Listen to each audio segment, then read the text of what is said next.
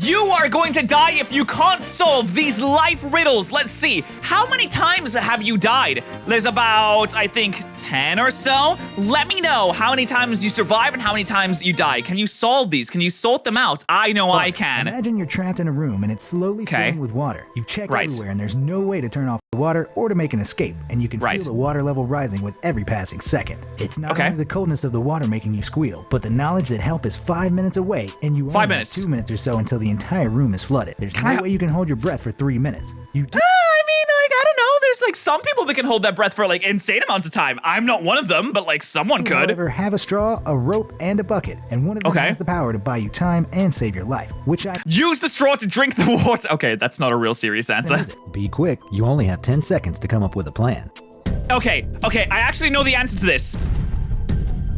Do you get it? Okay, I'm gonna give you some time. I know the answer to this. I genuinely know the answer to this. I'm not looking at chat. The answer is that you take the bucket and you put it upside down and put it into the water. And that creates like an air bubble that you can breathe inside for 3 minutes.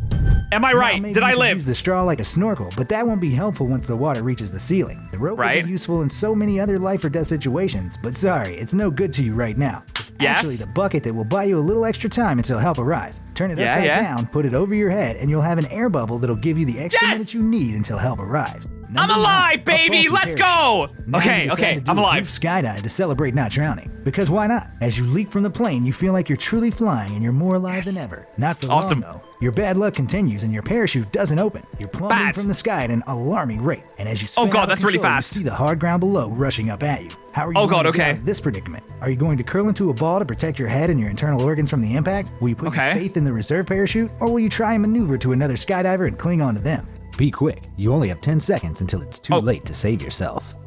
Okay. If it was as easy as just trust the reserve parachute, I feel like that's way too easy. Relying on another parachute to help you is a fake thing that you only see in movies. So the logical thing, even though it sounds silly, would be to crawl up into a ball so that you can save yourself. That way. That's how I see this right now. Am I right? The problem is clear. The reserve parachute is the only thing guaranteed to save your life. Curling up into a ball might minimize damage, but it also might not. And as for clinging to another skydiver, you'll get them. What do you mean? Number 8. Pause. Why would you just say, oh, you just have another parachute? What kind of situation is that? You're like, oh, your parachute doesn't open. It's okay. You have another one though. And you're out for a stroll in the great outdoors. It's a beautiful sunny day, and you're whistling as you walk. You're daydreaming about what you'll have for lunch once you get back to your campsite. So much so that you don't notice the huge brown bear standing a few meters in front of you. A wave of panic washes over you as the bear looks into your eyes and growls. What will you do to escape the paws of death? Should you stand your ground and try to scare it off? Maybe you can go the Dr. Doolittle route and be friendly. Which one is which? Should you run away as fast as you can? Or should you drop to the ground and play dead? The bear is approaching. Make your decision. Okay. Thinking about this. Okay, I know that with certain bears, you're supposed to play dead, and with certain bears, you're supposed to try and stand your ground because that'll scare them off. I think brown bears are the ones that will kill you no matter what. So I think playing dead is actually bad. I think you play dead for black bears, and I think standing your ground is also a bad idea because brown bears will literally just like take your head off. So I think that you run, and I've heard that you're supposed to run down a hill because they will fall over if you run down a hill. I think running is the correct option here. Do I live? Standing your ground might work with a black bear, as they're much less territorial or aggressive, but a brown bear won't back down to a tiny human like you. Running away or befriending a bear isn't a wise move, no matter the type. With a brown bear attack, your only option is to drop to the ground with your knees to your chin and your hands protecting your neck. When it sees you're not a threat, it will walk away. Hopefully. Number 6. Is that true? I thought that was the one that would just like eat you. I thought it would just like nom nom nom nom. I'm dead. I'm dead again. Okay, Sadly, your cool. animal troubles are far from over, and on I only died twice. Eventful strolls, you get bitten by a venomous snake. The bite is on your lower leg, and there's nobody around to help. What are you going to do to get yourself out of this mess? You could try to suck the venom out if you're flexible enough, or maybe it would be better to sit still and apply a tourniquet to the bitten leg. Perhaps washing the bite with clean water and applying a bandage will help you avoid certain death. Think fast. The venom will kill you if you don't find a way to stop it. Okay. I think I got this one. Okay. I know what I'm gonna do here.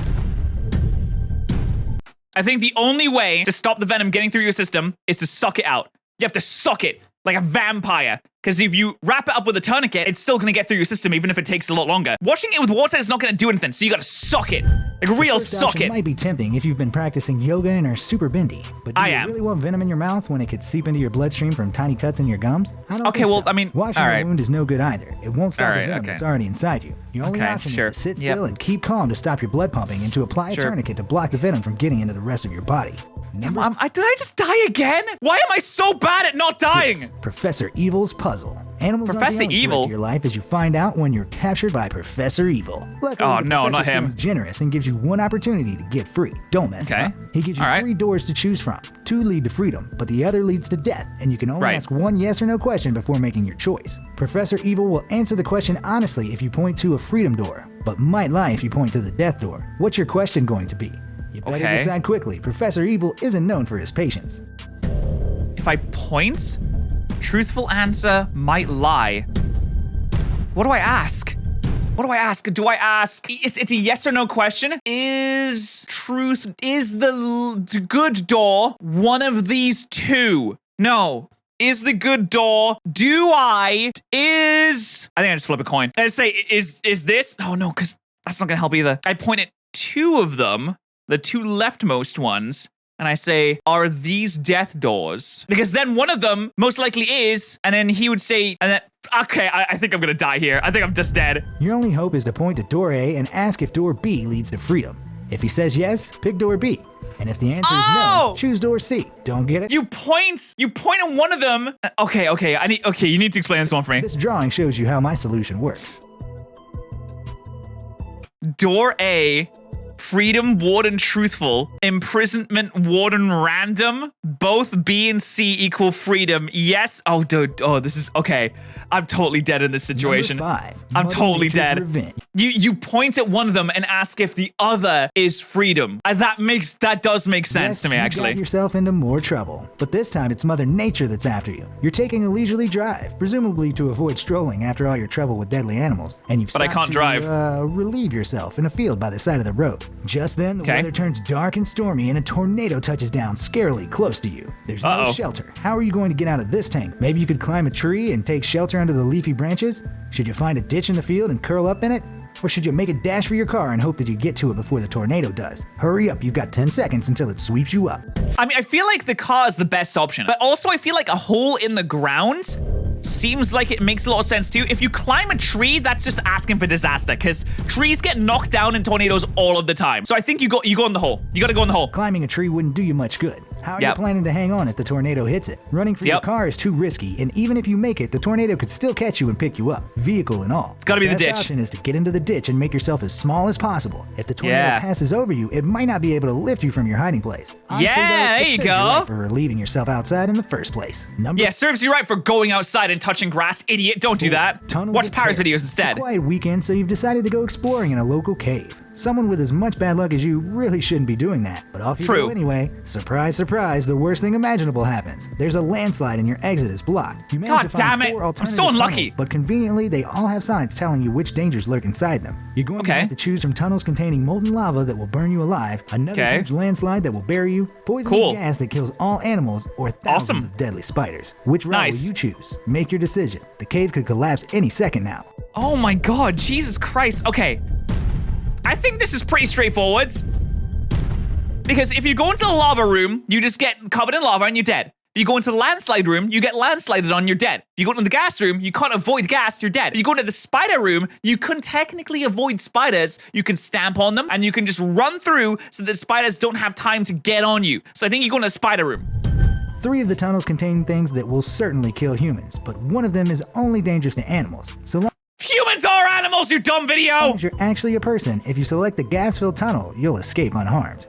Humans are animals! Number 3. Red and blue pills. Imagine this. You're blind, sick, and you have nobody around to help you. We're mammals. To stay alive, you have to take 2 tablets every single day. A blue one and a red one.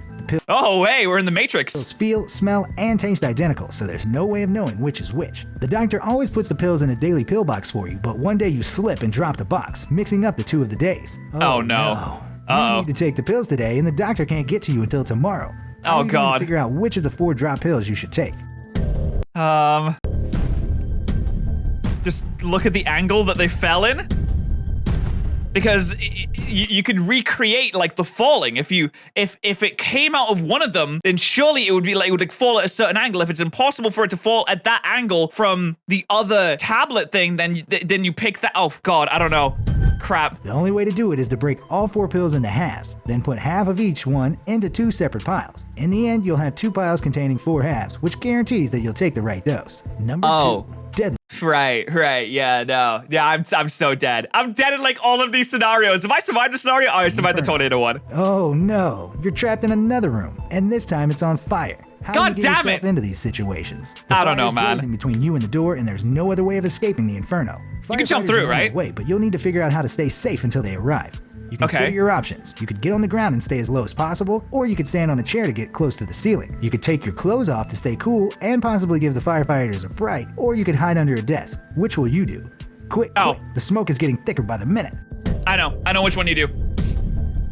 I know, I easily live this one. I easily don't die in this scenario, because what you do is, if you go in the ground, no, smoke rises. Smoke rises to the top, right? So you have to go on the floor because the smoke will be rising to the top. And if you go to the top, if you stand upwards towards the ceiling, you're inhaling so much of the smoke and you'll end up passing out and dying. So what you do is you get as close to the floor as you possibly can. Hiding under a table doesn't really change anything about the scenario because what are you gonna do? The table's gonna catch on fire and burn you. Taking your clothes off doesn't really matter because what kills in fire is the smoke. So you get as close as the floor, it's the first option.